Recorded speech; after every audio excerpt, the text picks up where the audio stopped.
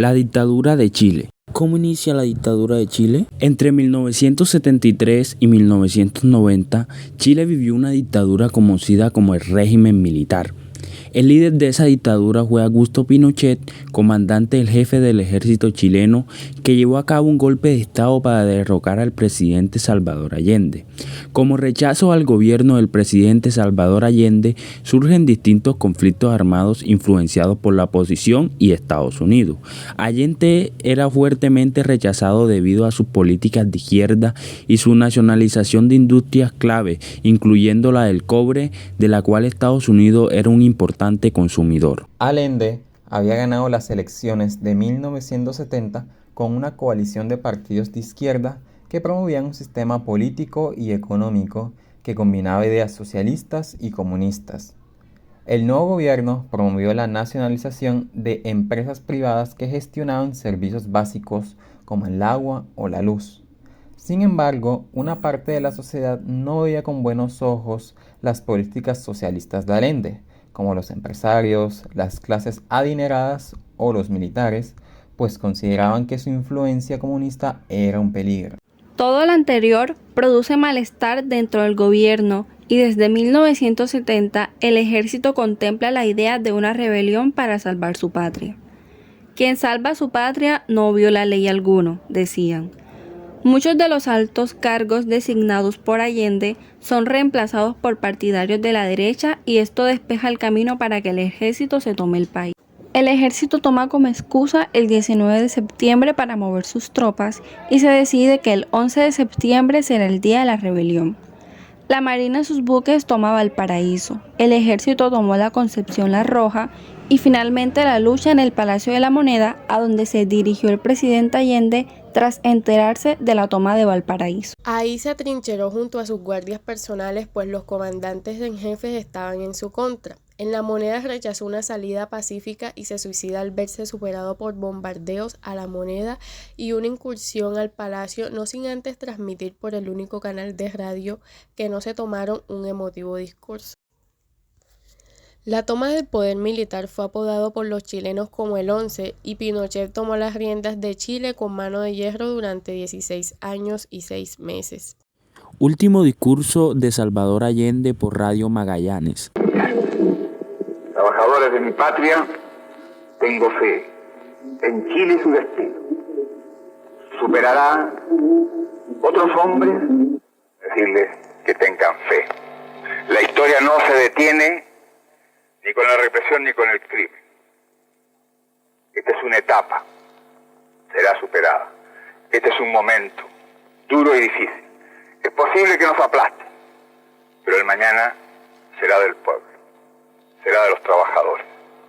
La humanidad avanza para la conquista de una vida mejor. Compatriotas, es posible que silencien las radios y me despido de ustedes. En este momento pasan los aviones.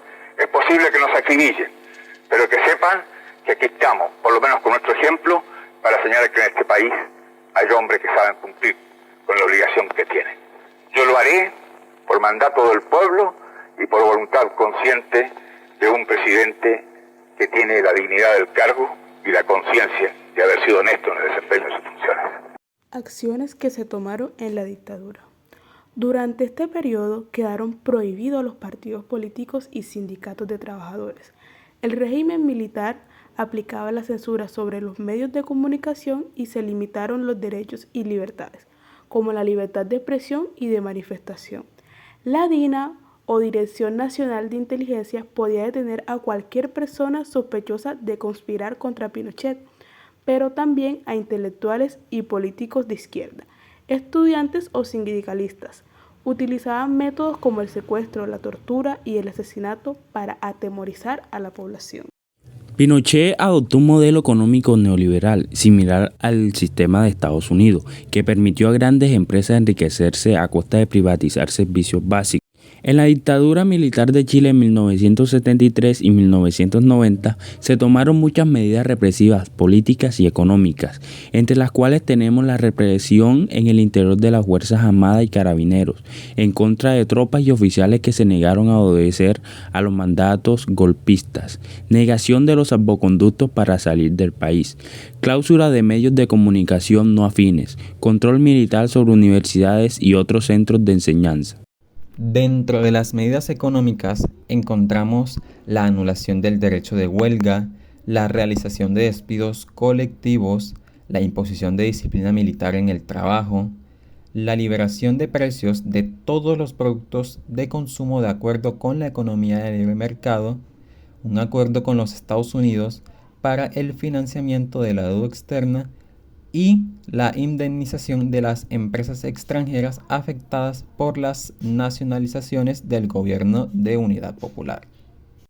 Dentro de las medidas económicas encontramos la anulación del derecho de huelga, la realización de despidos colectivos, la imposición de disciplina militar en el trabajo, la liberación de precios de todos los productos de consumo de acuerdo con la economía de libre mercado, un acuerdo con los Estados Unidos para el financiamiento de la deuda externa y la indemnización de las empresas extranjeras afectadas por las nacionalizaciones del Gobierno de Unidad Popular. La Operación Cóndor fue una asociación entre los máximos dirigentes militares de las dictaduras de los países de Sudamérica, principalmente del Cono Sur. Fue coordinada por los servicios de inteligencia de Estados Unidos con el secretario de Estado Henry Kissinger. Lo que buscaba era la eliminación de potenciales enemigos subversivos de izquierda y el control de los recursos naturales de los países. Con esto, el Estado pasó a la clandestinidad y se volvió contra la sociedad. Fueron asesinadas 50.000 personas, 30.000 resultaron desaparecidas y 400.000 estuvieron encarceladas. Entre estas personas estuvo el popular Víctor Jara, el cual era cantautor, poeta y activista político chileno. Fue asesinado junto a miles de chilenos en el estadio y desafió a sus captores cantando hasta que un tiro acabó con su vida. El final de la dictadura. A pesar de que los partidos y movimientos de izquierdas estaban ilegalizados, la oposición al régimen empezó a organizarse en secreto durante la década de 1980. Se convocaron las primeras protestas y manifestaciones, se organizaron paros nacionales e incluso se sabotearon instalaciones energéticas.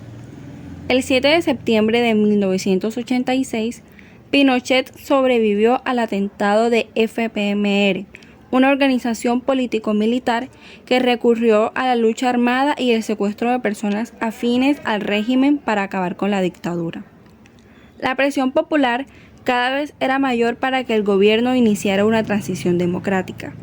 En 1988 realizó un plebiscito para decidir sobre la continuidad de Augusto Pinochet como presidente de la República.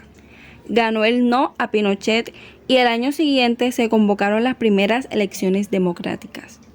Con el paso a la democracia en 1990 se creó una Comisión Nacional de Verdad y Reconciliación para investigar los crímenes y violaciones de derechos humanos cometidos durante la dictadura. Sin embargo, durante los primeros años del régimen militar se había aprobado una ley de amnistía que permitía indultar a los militares de cualquier crimen. En 1998, Pinochet fue nombrado senador vitalicio en medio de las protestas de gran parte de la sociedad chilena. Ese mismo año viajó a Londres para operarse y fue detenido por delitos de genocidio, tortura y desaparición de personas a petición del juez Baltasar Garzón, que pedía su extradición para que fuera juzgado en España, ya que en Chile no había garantías de que la justicia lo condenara. Finalmente, alegando problemas de salud, Pinochet fue liberado y regresó a Chile en el año 2000. Después de años de batallas legales, su caso acabó siendo desestimado y murió en el 2006 y nunca llegó a ser juzgado por sus crímenes.